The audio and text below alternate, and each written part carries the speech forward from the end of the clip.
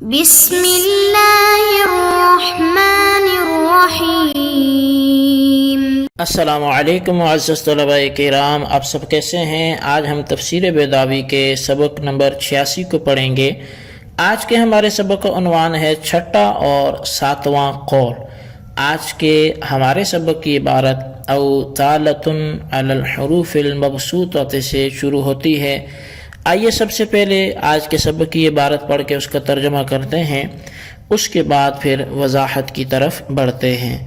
مصنف علیہ رحمہ لکھتے ہیں او دالۃ علی الحروف المبسوطۃ مقسما بها لشرفها من حيث انها بسائط اسماء اللہ تعالی ومادۃ خطابہ۔ یا الفاظ تہجی سے حروف بسیط مراد ہیں جو مقسم بہی کی حیثیت سے ہیں، اور قسم ان کی اس لیے کھائی گئی کہ یہ حروف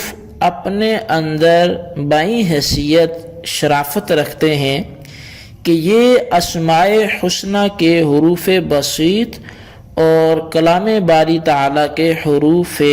مادی ہیں۔ اور فرمایا کہ وَأَنَّ الْقَوْلَ بِأَنَّهَا أَسْمَاءُ الصُّوَرِ يُخْرِجُهَا إِلَى مَا لَيْسَ فِي لُغَةِ الْعَرَبِ لِأَنَّ التَّسْمِيَةَ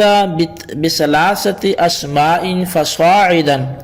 مستنکرۃ عندهم وتؤدی الى اتحاد الاسم والمسمى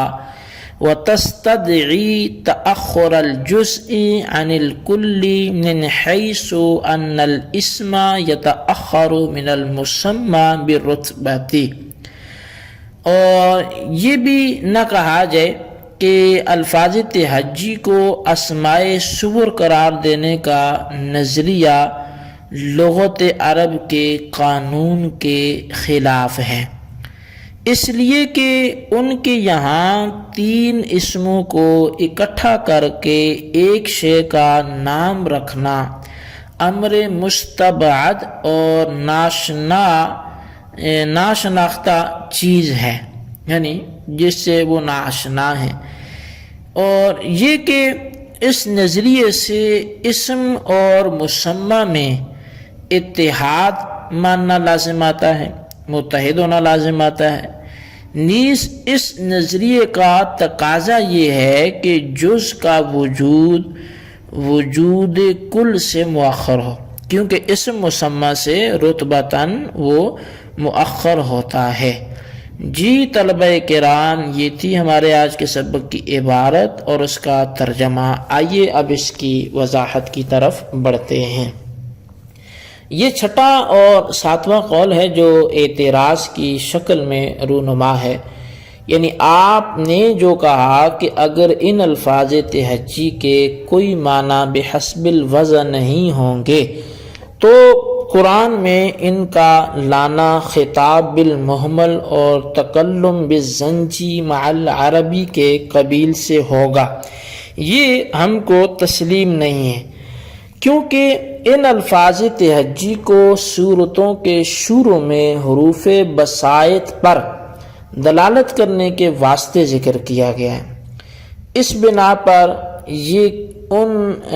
پر کہ یہ ان حروف بسائط کے اسماء ہیں۔ اب رہی یہ بات کہ ان کو دلالت کرنے کے لیے ذکر کرنے سے غرض کیا ہے، تو اس کے بارے میں دو قول ہیں، ایک قول مبرد کا ہے اور دوسرا اخفش کا ہے۔ مبرد کا کہنا ہے کہ ان کو محض ایقاظ و تنبیہ کے واسطے صورتوں کے شروع میں ذکر کیا گیا، اور ایقاظ و تنبیہ بائیں طور پر ہے کہ انہی حروف سے ہمارا کلام مرکب ہے اور انہی حروف سے تمہارا کلام بھی مرکب ہے۔ اب اگر یہ کلام غیر اللہ کا ہے تو تم اس جیسا لا کر دکھلاؤ، لیکن تم اس جیسا کلام نہیں لا سکتے، تو لہٰذا معلوم ہوا کہ یہ کلام اللہ تعالیٰ کا ہے، یہ نبی علیہ الصلوۃ والسلام کا اپنا کلام نہیں ہے۔ یہ تھا جی مبرد کا کہنا۔ اور اخفش کا کہنا یہ ہے کہ ان الفاظ تہجی کو حروف بسائط پر دلالت کرنے کے واسطے ذکر کر دیا گیا ہے، اور وہ حروف بسیط مقسم بہ کی حیثیت سے ہیں جن کی قسم کھا کر اللہ تعالی نے مضمون صورت کو پختہ کر دیا ہے۔ اب رہا یہ سوال کہ مقسم بہ فی نفس ہی اشرف ہوتا ہے، وہ لائق عزت ہوتا ہے، اس کی کوئی حیثیت ہوتی ہے، تو ان حروف میں ایسا کیا کمال ہے؟ تو اس کا جواب یہ ہے کہ حروف بسیط بھی اشرف ہیں، یہ بھی لائق عزت ہیں، اس لیے کہ ان کے ذریعے سے تمام اسماء باری تعالی اور صفات باری تعالی کی ترکیب ہوئی ہے، اور انہی کے ذریعے تمام کلمات توحید کی بنا وہ کی گئی ہے، اور کلام اللہ اور تمام آسمانی کتب انہی سے مرکب ہیں، اور ان تمام چیزوں کی وجہ سے ان حروف میں شرافت آ گئی۔ اب اعتراض کے ذیل میں یہ کل 7 مسلک ہوئے، اور ایک ان 7 سے بھی پہلا ہے جس پر اکثر لوگ متفق ہیں، تو گویا یہاں تک سب ملا کر 8 مذہب ہو گئے۔ اچھا، اب یہاں وَأَنَّ الْقَوْلَ سے بھی اسماء صور ہونے کی رائے پر 3 اعتراض وہ نقل کرتے ہیں۔ اول یہ ہے کہ ان الفاظ تہجی کو اسماء صور قرار دینا درست نہیں ہے۔ اس کی وجہ یہ ہے کہ اس صورت میں قاعدہ عرب کے خلاف لازم آئے گا۔ قاعدہ عرب یہ ہے کہ 3 اسموں کو اکٹھا کر کے کسی شے کا نام نہیں رکھا جاتا، ہاں البتہ 2 اسموں کو اکٹھا کر کے کسی شے کا نام رکھا جا سکتا ہے، جیسا کہ بالا بک، یہ مرکب ہے بال اور بک سے، اور آپ نے چونکہ الف لام میم کو جو کہ سورت کا نام مانا ہے، تو اس میں 3 اسموں کو جمع کر کے نام رکھنا لازم آتا ہے، کیونکہ الف اور لام اور میم علیحدہ اسماء ہیں، اور بعض صورتوں میں تو 3 سے زیادہ اسموں کو جمع کر کے نام رکھنا لازم آتا ہے، جیسے الف لام میم صاد کاف ہا یا عین صاد۔ لہٰذا اس خرابی کے پیش نظر الفاظ تہجی کو اسماء صور قرار دینا یہ درست نہیں ہے۔ اچھا، دوسرا اعتراض یہ ہے کہ اگر الفاظ تہجی کو اسماء صور مانو گے تو اسم و مسمى میں اتحاد ہو جائے گا،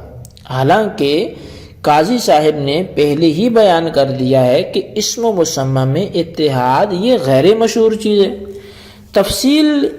اتحاد کی سمجھنے سے پہلے یہ بات بھی سمجھ لیں کہ جب اجزاء سے مل کر کل نے حیت وحدانی نہ اختیار کی ہو تو کل اور اس کے ہر جز میں حکم کے اعتبار سے اتحاد ہوتا ہے۔ اب اصل مسئلہ سمجھیے کہ الف لام میم یہ نام ہے جمیع صورت کا، یعنی ساری صورت کا، اور جمیع صورت میں خود الف لام میم بھی موجود ہے، اور چونکہ جو حکم لگتا ہے وہ کل پر وہ وہی لگتا ہے جو حکم جز پر لگتا ہے، لہذا الف لام میم خود نفس الف لام میم کا بھی اسم ہوا، تو اسم اور مسمى یہ ایک ہو گئے، کیونکہ الف لام میم یہ اسم ہے اور الف لام میم یہ مسمى بھی ہے، اور اسم اور مسمى یہ ایک ہو گئے، اور دونوں میں عینیت ہوگی۔ حالانکہ قاضی صاحب نے اس کا انکار کیا ہے، لہٰذا الفاظ تہجی کو اسماء صور قرار دینا یہ درست نہیں ہے۔ تیسرا اعتراض یہ ہے کہ جز کل پر مقدم ہوتا ہے اور اسم مسمى سے مؤخر ہوتا ہے،